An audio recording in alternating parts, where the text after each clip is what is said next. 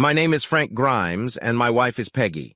We have been married for 20 years, and we have 2 children, Mike and Emma. I am returning home after taking Emma, our youngest, to go to university. I'm looking forward to coming home and finally being able to talk to my wife about her affairs over the last 12 years.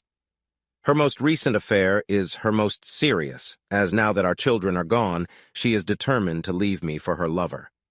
I'm just turning onto our street and see our house, the lights are on, which means she's home. I pull into our driveway, get out of the car, open the front door, and walk in.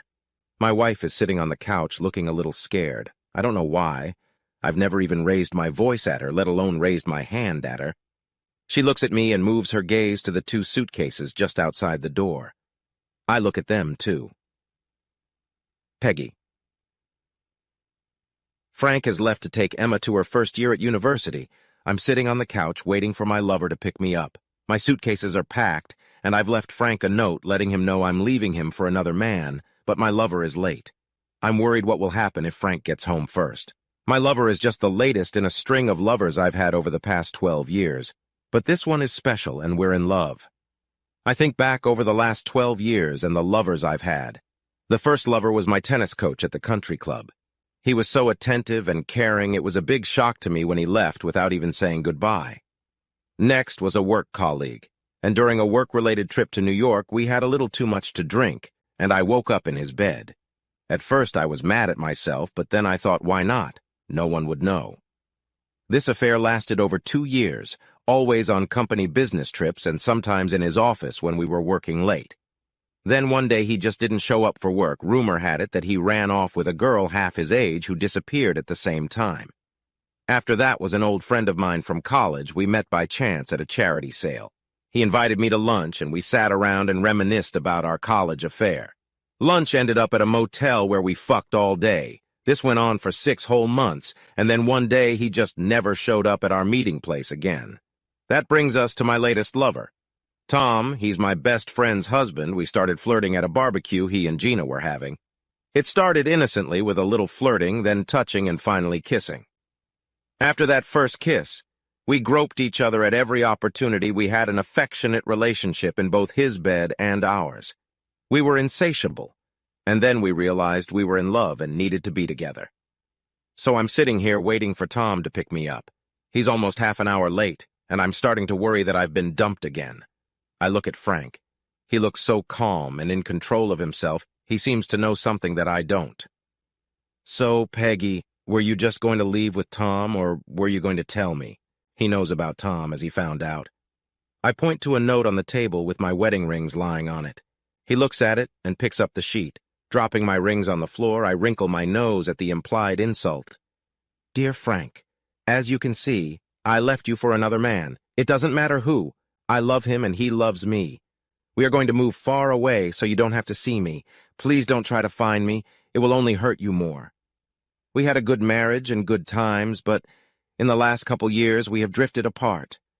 I did love you and I know you loved me, but it's time to say goodbye. I watched as Frank read the note and smiled. Then he put the note in his briefcase and turned to me. Thank you for the note. It will make things easier when I divorce you. I won't have to show the video of you making love to Tom. What video? The one where you and Tom were in our bed, fucking like teenagers, disrespecting me and making fun of me. You must remember it was just last Tuesday when you said you were at the spa. You've been following me. How long have you known? From the beginning, I've had you under surveillance ever since you fucked your tennis coach. I know all about your lovers. You never said anything. Why? Because you would have told me the usual bullshit. It meant nothing. It was just sex. I only love you, and of course the biggest lie of all. I won't do it again. You were the one who scared and chased my lovers away, weren't you? What did you do? Threaten them or bribe them? What about Tom? You bribed him too. Why didn't you just divorce me? Because I wanted the kids to grow up in a normal family atmosphere, and also in a divorce you would get half of everything I worked for, plus spousal support and child support. I wasn't going to pay you to sleep with your lovers on my dime, so I just got rid of them. Frank, let me tell you a little story. When I was in elementary school, my best friend was a boy named George Venini. He was a little boy and was teased a lot, but I was always there to stand up for him and keep him out of trouble. Instead, I would get a black eye and a busted lip. Pretty soon, everyone at school realized that messing with him meant messing with me, and it was painful. We remained friends throughout college and remain friends to this day. To be a little clearer, George's mother's maiden name was Gambini, the same Gambini family. You've heard of that family's role on the East Side. George's mother wanted to separate from the family and become law-abiding, so they sent him to a regular high school and college. He majored in business and law. I majored in business and accounting. Much to his mother's disappointment, he joined the family firm, and as my investment firm grew, I was hired to conduct their firm's investments, giving the appearance of respectability to their investments. In return, I made a lot of money. George also said that if there was anything he could do for me, all he had to do was just say the word.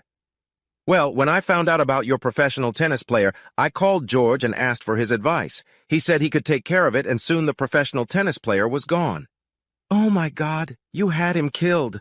I thought she was going to throw up, so I went to the kitchen and got her a bowl. Yeah, and the same thing happened with your second and third lover. Once you got serious with them, I made sure Mike and Emma had a mother. If you hadn't started thinking about leaving me, they'd still be alive, so it's your fault they're dead. She looked up at me, tears rolling down her face.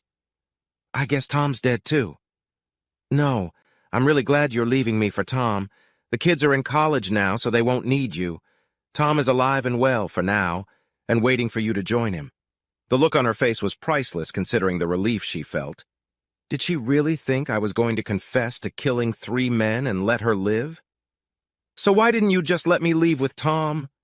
Well, before you left, I wanted a little revenge. You remember our little dog Fifi and how I was always feeding her and taking her out to do my business. Well, the meat in the freezer labeled for dogs only was cut from your sexual partners after they died, so every time I saw her shit, it made me think that your partners were nothing but dog shit after all. But that's not all.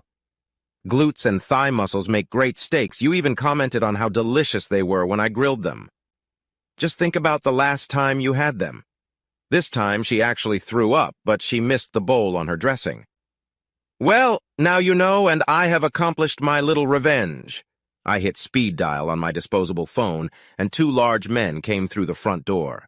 These gentlemen will set you up with Tom, and you can spend the rest of your life with him, knowing you are responsible for the deaths of your former lovers. Goodbye, Peggy, and I hope you rot in hell. One of the 2 men took Peggy's suitcases, while the other escorted Peggy to the car waiting for them. She didn't say another word.